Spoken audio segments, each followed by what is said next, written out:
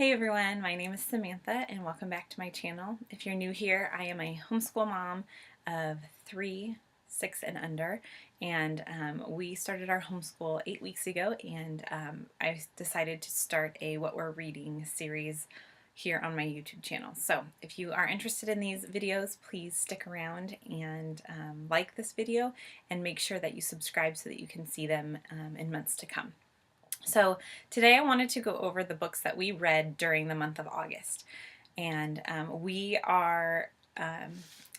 read some books that we didn't really enjoy, so I sent them back to the library, so I wasn't holding on to them. But then there are books that we really enjoyed. One book that I did not get to keep because the library needed it back was Boxes Can Be Many Things. That's a book that my son was able to read to himself. So I read it to him first, and then we realized that he could read the whole book. And it was a really good book. It's a early reader, first reader, and it was great. And we all enjoyed it, and we love boxes in our house, so it was perfect for us. Something else that we are enjoying is this Osborn Illustrated Stories Prince and Princess books. This is a book that my husband is reading with our children at night, and there are quite a few stories. They've been reading it for a few months actually, and my husband told me the other night that he's been really enjoying it. This is the table of contents and the stories that you'll find in this book. We have loved every single one of the Osborn Illustrated Classics books and Illustrated Stories books. I highly, highly recommend these if you're looking at Osborn books. They're really, really awesome. So I checked this one out. We also did a whole week study on Noah's Ark, and so there were 2 books that we read along with that. And this was Jerry Pinkley's Noah's Ark. We thought this book was amazing, like so good that I'm ordering it and putting it in my home library. Just what it gave a great illustration and great perspective of what really was going on, so that kids could really understand and comprehend what the whole picture of it was. So this was a great story to go along with our Noah's Ark unit, as was Jan Brandt's Noah's Ark. This one's a little bit different and a little bit not as biblically accurate necessarily. It's definitely a little bit different, but it still gives a good perspective and a good way for kids to understand the story and just comprehend it. These were both really great supplements to go with our story and to just kind of broaden the topic a little bit. In our last video, I shared that we're doing a unit study on weather, and in that unit study we read a ton of weather books and liked a lot of them, but we kind of got tired of the subject, and so we have moved on in the last week or so, but we finished out our study with Twister on Tuesday, a Magic Tree House book, and its complimentary resource guide.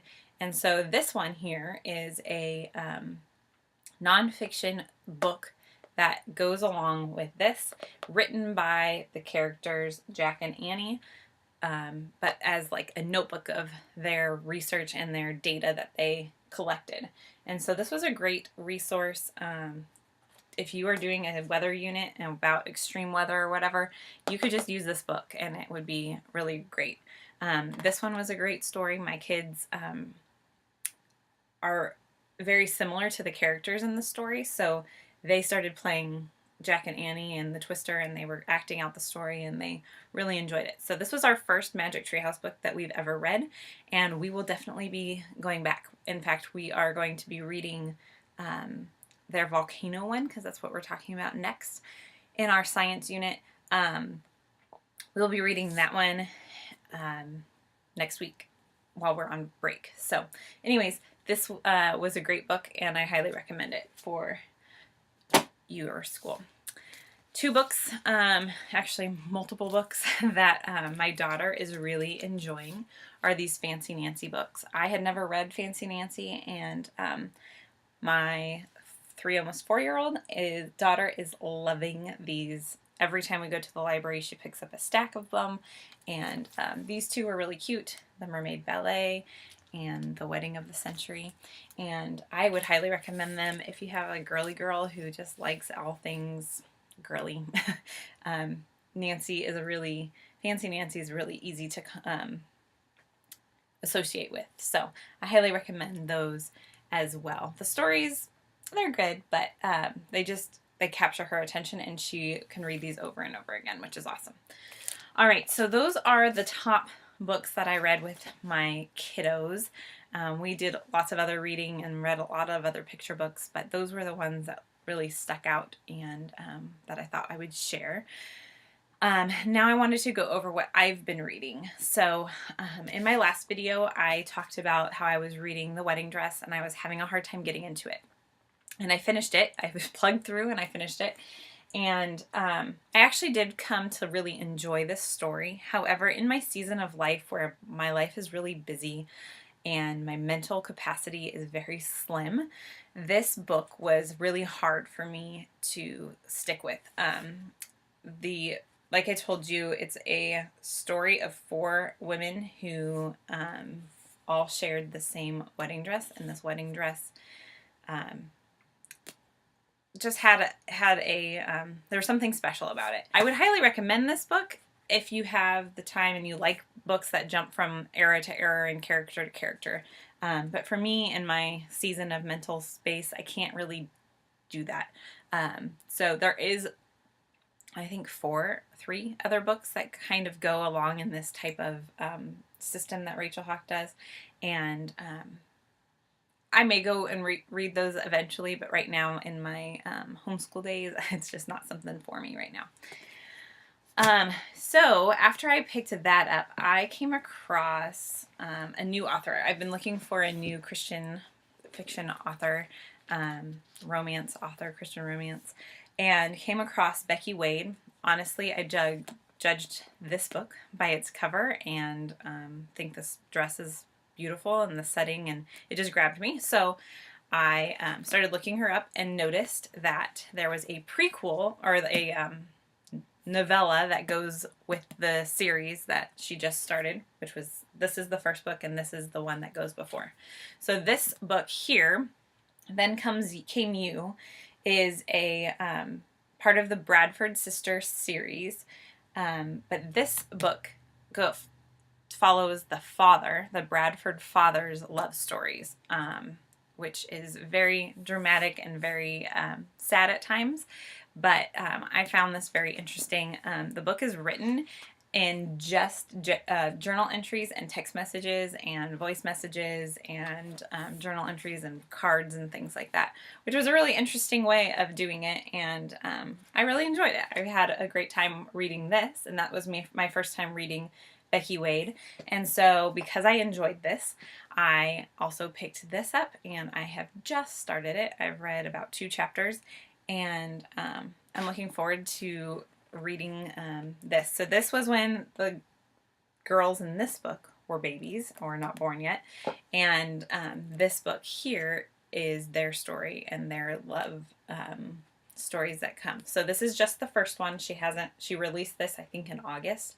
So this is the first of the series. I don't know when the next ones are supposed to come out, but I really enjoy her style of writing, and I will let you know how I like this in September. All right, and then the last book that I've also talked about in other videos, but I wanted to mention again because I just read the September chapter, is The Lifegiving Home. Now, I picked up this book and I read the first 5 chapters of the book in like 3 days because I just thought it was great. And then the Seasons of the Home section starts, and that is where they have a chapter a month that talks about what they do in their family to create a home of belonging and becoming.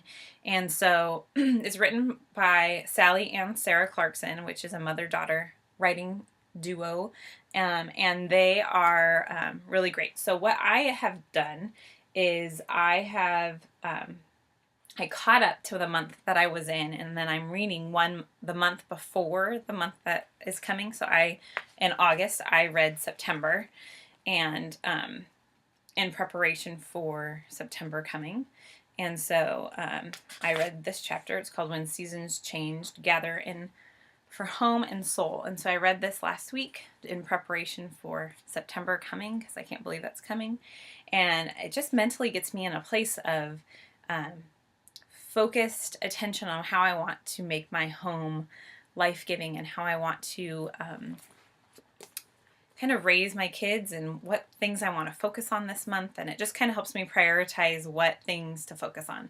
And then to go with it is this Life-Giving Home experience. And each month, this book walks you through some Bible passages and some scripture about how to implement that. And they give some suggestions on stories to read, and books to read, and then movies to watch, and little mini series to watch, and activities to do to just enhance your home.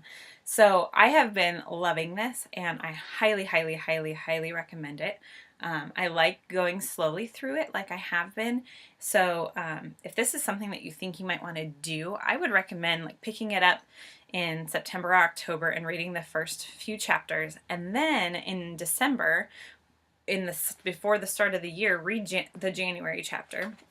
Get the companion guide, and like that week between Christmas and New Year, fill that out and kind of get yourself prioritized and goals set, so that you can just have a life-giving year for your home. So I would recommend doing it that way. I did it kind of in the speed version. So I think I started in June. Yeah, I started this book in June, and so I am doing June until December, and then I'm going to start back in the front of the book, and I will probably reread the chapter in here and go through this. So anyways, that was a long description about this, but I really, really enjoy this book. And in October, I think October 2nd, she is coming out with the Life-Giving Table, and how creating a table and a culture around food in there, and the table, the dining table, and the experience of that. And so I'm really looking forward to that book. I think it's going to be great. I really like the concept of just hunkering in our culture, and creating a life that is life-giving from our homes, so that we can raise our children to know and love God, and to just have a place of that they own, and that they feel like they belong. So anyways, long story short, this is great. I highly recommend it. Go get it. All right, that is all I have for you today. Sorry the video is so long, but I hope that you enjoyed it, and I will see you in my next video. Thanks.